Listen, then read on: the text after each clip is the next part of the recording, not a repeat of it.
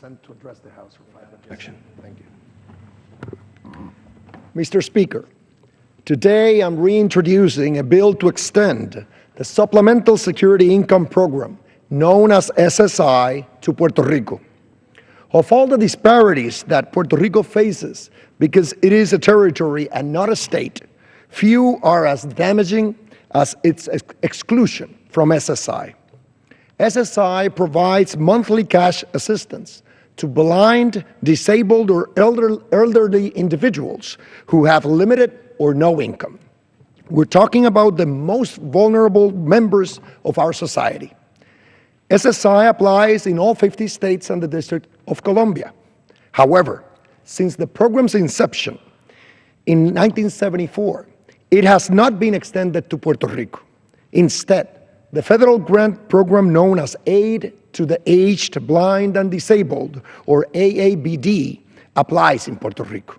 The Social Security Administration sends monthly SSI payments directly to beneficiaries, whereas the AABD program is administered by the Puerto Rico government using an annual block grant provided by the U.S. Department of Health and Human Services. The gap between the treatment that is provided to beneficiaries in the 50 states and the treatment that is provided to their fellow American citizens in Puerto Rico is, in a word, shocking.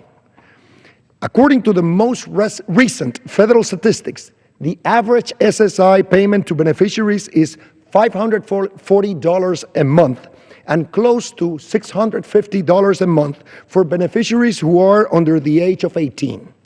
By contrast, based on the most recent data that has been furnished to my office, the block grant that the federal government provides to the Puerto Rico government is only $33 million a year. With this limited funding, the Puerto Rico government provides an average payment to adult beneficiaries of just $74 a month. Let me repeat that. $540 a month in the States versus $74 a month in Puerto Rico. To add insult to injury, the Puerto Rico government is legally required to meet a 25% match in order to receive this block grant. The states obviously do not have to make any matching payments for their residents to receive SSI assistance.